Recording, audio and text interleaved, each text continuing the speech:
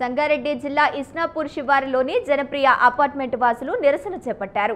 3 ఏళ్ల క్రితమే పూర్తిగా నగదు చెల్లించినప్పటికీ బిల్డర్ హామీ ఇచ్చిన మౌలిక వసతులు కల్పించడంలో పూర్తిగా నిర్లక్ష్యం వహిస్తున్నారని వారు ఆగ్రహం వ్యక్తం చేశారు.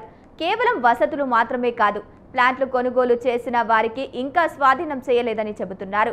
బ్యాచిలర్ యువకులకు ఇష్టానుసారం ఫ్లాట్లు అద్దెకు ఇవ్వడం వలన కమ్యూనిటీలో ఇబ్బందులు ఎదురవుతున్నాయని చెబుతున్నారు. తమ సమస్య పరిష్కరించే వరకు నిరసన విరమించబోమని హెచ్చరించారు.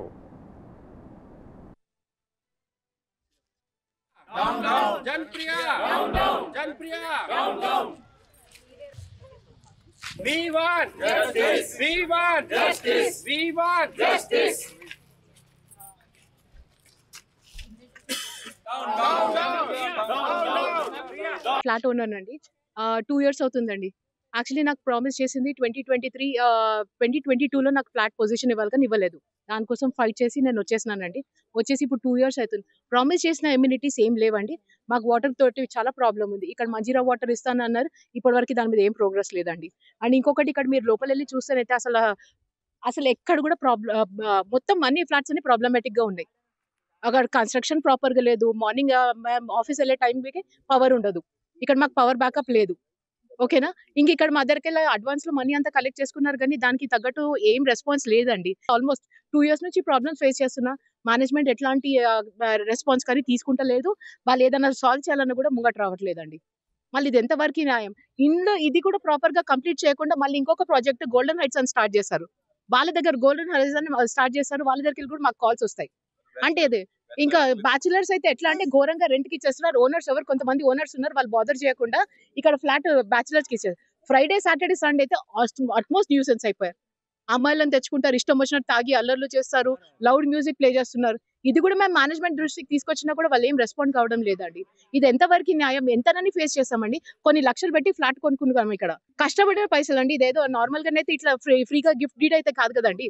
ఎన్ని రోజులు మేము ఇట్లానే ఫేస్ చేయాలా? ఇవాళ మార్నింగ్ కూడా మాట్లాడితే మీరు ఏం చేసుకుంటే అది చేసుకోండి, మేమైతే ఏం ఇప్పుడు ప్రస్తుతానికైతే ఏం రిసాల్వ్ చేయమని అంటున్నారు. అందుకని మేము ఎక్స్ట్రీమ్ స్టెప్ తీసుకుంటున్నాం.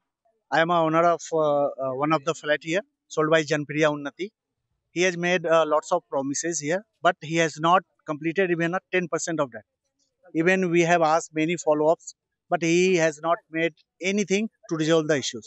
Even last week we called them, they came, but so far they are not going to tell us what is the progress, what they are doing and what they have planned.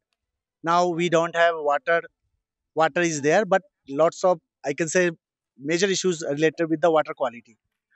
Electricity is time to time it's going. No MLCP parking is there. Parking is there, but too much dust. No security. Anyone can enter, any can do anything, but they don't have CCTV working here. No boundary wall. So we have major issues related to this. Even they have not done so far what they have committed. Be it related to yes, it's 2 years almost gone, and they are not doing anything. That is the major problem here.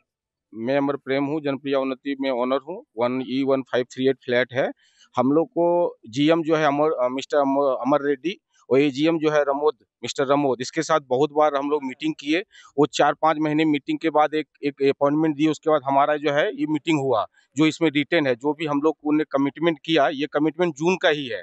ये जून में इसको completion करना था, अभी नवंबर आ गया है, फिर भी ये कोई भी इसमें कंप्लीशन नहीं हुआ।